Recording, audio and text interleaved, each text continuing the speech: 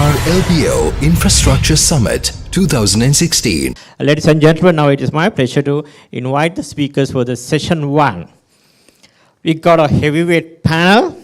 May I invite Nishan Dimel, Executive Director of Verity, who is going to chair this session. And we have Honorable Harsha de Silva. Thank you so much, Dr. de Silva, taking your time off from your extremely busy schedule. And we we greatly appreciate, this supportive exchange to us. But we are going to ask some tough questions from you. We also have Nana Marvel Mother, who worked with me a lot, who helped me a lot to design this conference. Nana is here. Hi, Nana. And we also have Muhuntan Kanage. For me, he's more of a tech entrepreneur than head of ICDA. I consider him as a great tech entrepreneur. He's trying to change the way that people use digital technology to transform their personal, professional, and business lives. Good luck to you. And then we have Samantha Ranathunga. Samantha, I don't think we need any introduction. Samantha is the chairman of the Ceylon Chamber of Commerce, as well as the Managing Director, CEO of CIC Holdings. And we also have Professor Jagat Munasina from University of Moratuwa, but presently he is the honorary Chairman of Urban Development Authority. So the topic is, what is the transformative power of Western region development? What it will do to the physical landscape, built environment, economy, livability, and country's reputation. Ladies and gentlemen, please welcome our panel of speakers. Before I hand over the forum to my good friend Dr. Nishan Dimel, there is this telephone number. It's a dialogue number, 077-753-8388. So please send in your comments and questions. Because we do not entertain flow questions, because there are two kinds of Sri Lankans. 99% of the Sri Lankans don't ask questions. The other 1% makes speeches. So please send, as the panel discussion, progresses, please keep sending your questions and, make sure that you ask tough questions. So this is the opportunity for you to, how Sri Lanka's topmost businessman, one of the leading, young, not so young, politicians, and, urban developer, and, of course, entrepreneur, and Professor Jagat. And we have two Harvard graduates here, so Nishan and Nana. Yeah. Okay, all the best. Over to you. Thank you very much, Lakshman. I'm going to, without further ado, invite the 4 presentations that are going to be made by the first 4 people on the panel. I'm going to give different amounts of time to each of you, okay? So to Muhundan and Harsha, I'm going to give you a 5 to 10 minute slot, hoping that you will end by 10 minutes. Do you need more time? Okay, then Nayana, you can have about 15 to 20, and Samantha maybe about 15, and we'll manage the time accordingly. Harsha, I'm not going to stop you. The floor is yours. You're opening the discussion for us today. Thank you. The new repositioning is like this. Sri Lanka is not a South Asian country.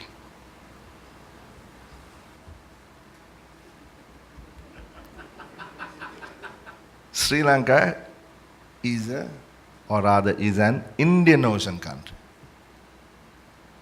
I said this first in Mumbai. The reaction was quite similar, but no one really laughed. So this joker doesn't even know his geography. But that is the new way the government is thinking. It's a restriction we had put on ourselves. We always compare ourselves with India or Bangladesh or Pakistan, and we consider ourselves a South Asian country. And naturally, that means our associations are with the South Asian neighbors, and the limits are also placed right here, attitudinally also. as a South Asian country. So what the Prime Minister is thinking is that, no, we are a lot more than that. If we want to be the hub of the Indian Ocean, first of all, we must consider ourselves as an Indian Ocean nation rather than a South Asian nation. Yeah. Two reasons. Accessibility. So we are at the center of the Indian Ocean trade routes. That gives us immense potential. I don't have to tell you that. This has been said over and over again. The second thing is proximity. I was talking to the High Commissioner for New Zealand in India who was visiting us yesterday to plan out the Prime Minister's visit to New Zealand. And the whole story was around how can New Zealand business people, New Zealand investors position themselves in Colombo to service India, but not just India, Pakistan. A lot of people don't include Pakistan in their set of economies when they think about expansion and servicing the South Asian market. But the proximity, not just in terms of geography, but in terms of the free trade agreements that we have and will have, gives us greater ability and a gateway to the subcontinent. So as you know, the center of gravity of the world economy is moving from where it used to be to where we are now. So I was looking at some data. In the 18th century, Asia was 60% of global GDP. In the 19th century, it fell to about 40, then subsequently to about 25.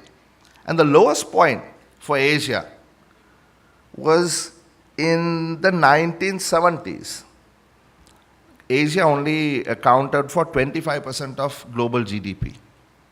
But by 2020, it is expected to go up to 35%. And by the time 2050 rolls around, it is expected to be more than half. So the plan that we saw, 2040 or something like that, the gentleman from the port city was talking to us about their second phase, I mean, fits right in the expected game plan. And I was a bit worried. This is a big investment, tens of billions of dollars. You have to be really brave to come up with these plans and actually stand here and say, this is what I'm going to do.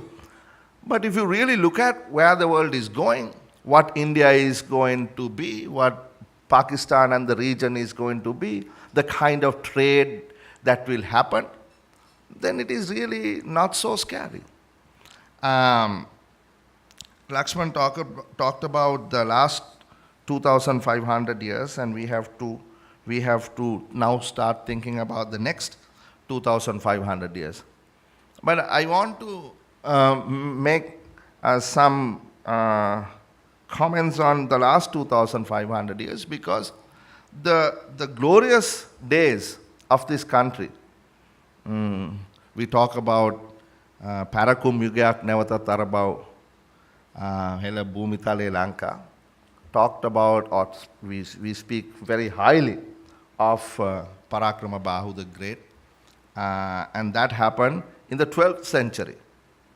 And the reason why it was the greatest time, the glorious time that Sri Lankan people were in the developed world in that sense, were wealthy and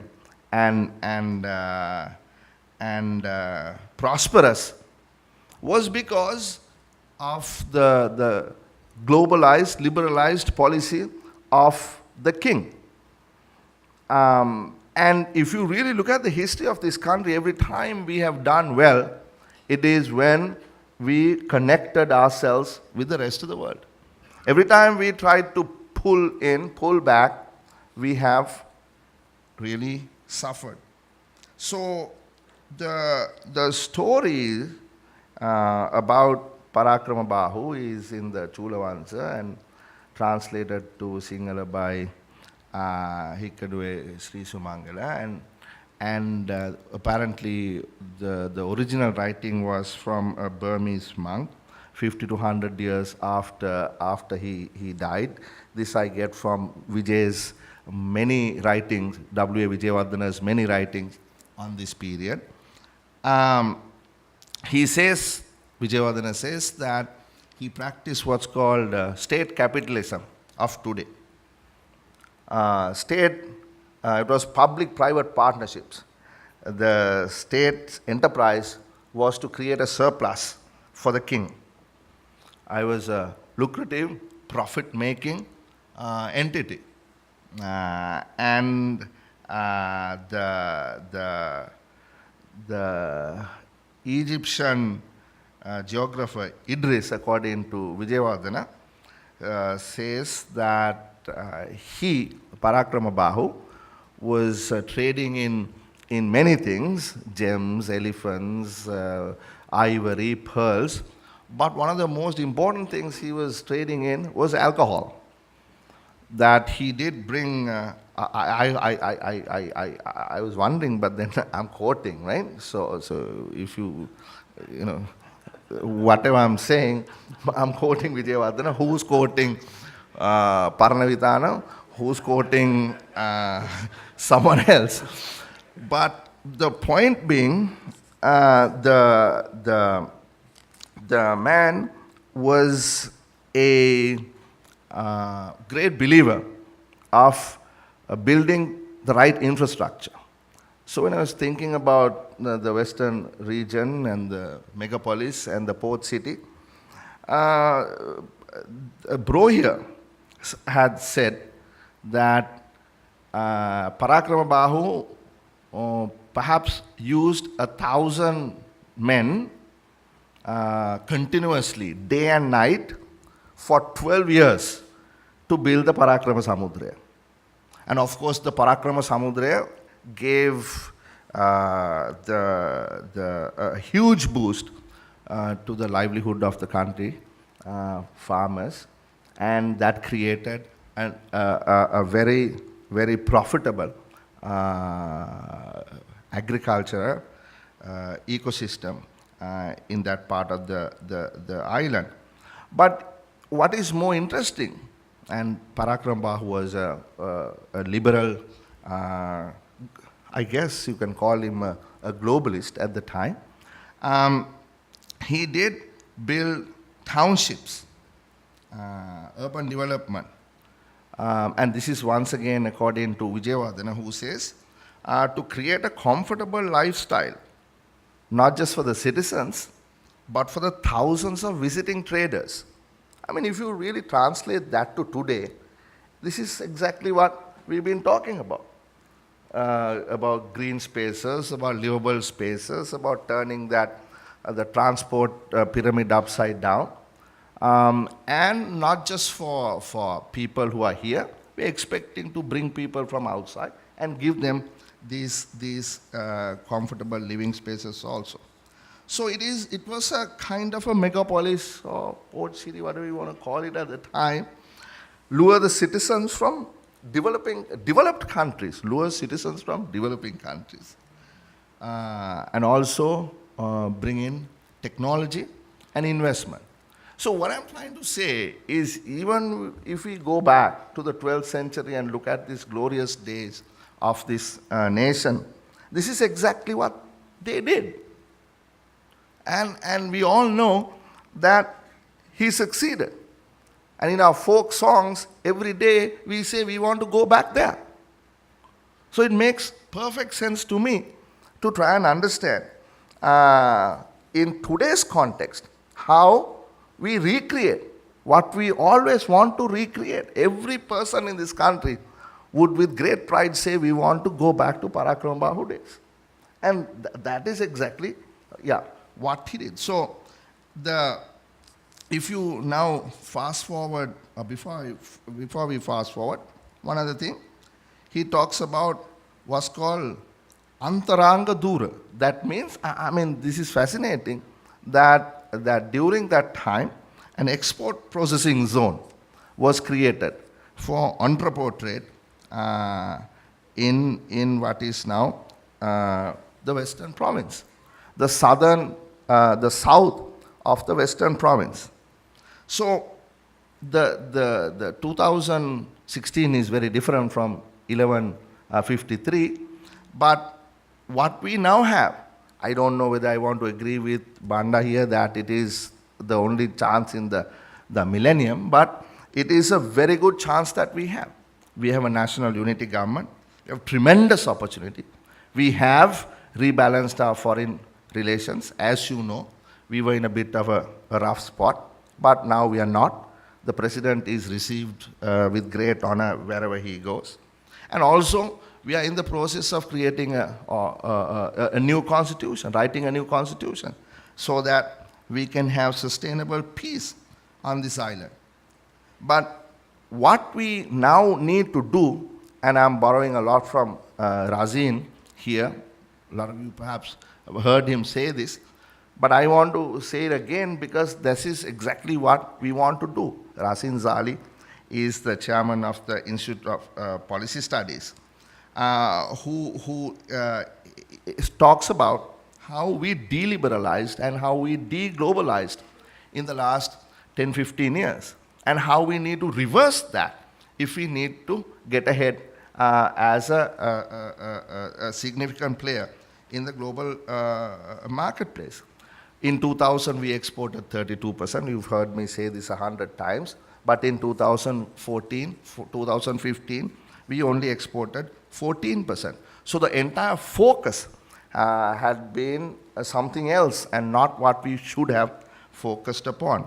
So the objective is to make Sri Lanka the most open, the most globalized, and the most competitive economy in this part of the world, and to integrate with the global value chains and become the hub for trade, investment, and talent. And I say that again, trade, investment, and talent, because we need all three to succeed. You can't just expect people to start trading. And trade is, investment is based on trade. It's trade-based investment that we are going to get, whether it is goods trade or whether it is service trade.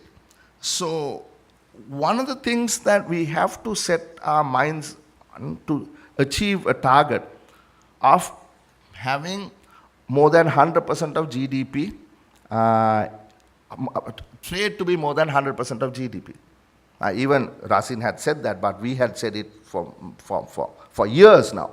But in order to do that, there must be the appreciation that for a country like ours, you can't export without importing. And there's a lot of people in this country who tell us that, look, exports are good, but imports are bad. But the whole objective here, if logistics and value-added trade, global value chains, production networks is to become a reality, if this is to become a reality, the port city and the megapolis is going to be a reality, then we have to free up our minds and then start believing in globalization, start believing in trade, start believing that we have to let go of the shackles that we put on ourselves. So I'm going to take 2 minutes and finish, Nishan. In that sense, the export markets. People say, look, start exporting to China and start exporting to various other countries. But I don't believe that.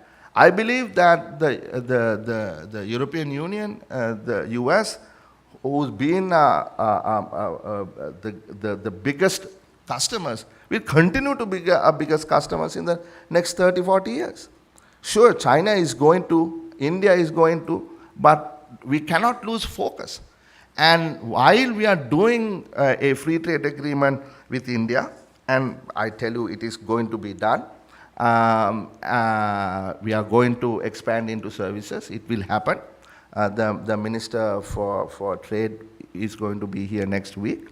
No, it's not going to happen next week, but we're having the conversation next week. Something that we really are talking to the people in Washington is how do we link up with some sort of agreement that help us, that will give us greater market access into the US market. And the third thing is foreign direct investment. So here we are talking about large amounts of dollars, $13-14 billion just for the infrastructure.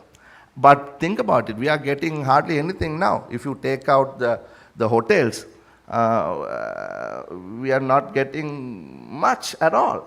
I don't know, perhaps Nan and all can talk about how much they have got for the megapolis project in itself. But we need to up the stakes. We have to go from less than $1 billion to $5-6 billion a year. And we must be able to bring investments in the range of 4 to 5%. Manufacturing, services, agro-processing, tourism and real estate. So I'm going to sort of end now by just pointing out the other target that we must keep in mind is global value chains. How do we manufacture for niche markets? Because we are never going to be China. And however much people say we must be a industrialized country, we have to start manufacturing everything. That's not going to happen, right? So we need to know what our strengths are, our weaknesses are, and greater promise lies in services, ICT services, financial services, logistics services, and so on. And this is where people like Mr. Bandaranaike come in handy to start giving people an opportunity, people like us, people like them, to give an opportunity to say what we like to say to the potential investors, because this is going to be truly public-private partnership. The megapolis is a truly public-private partnership.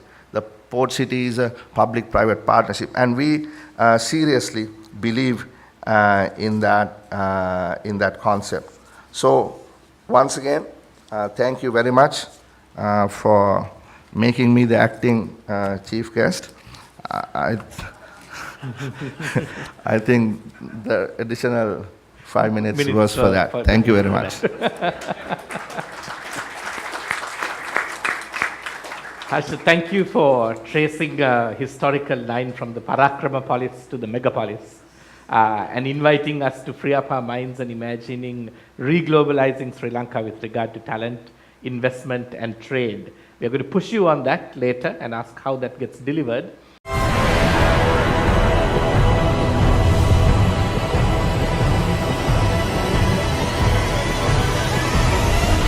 LBR LBO Infrastructure Summit 2016.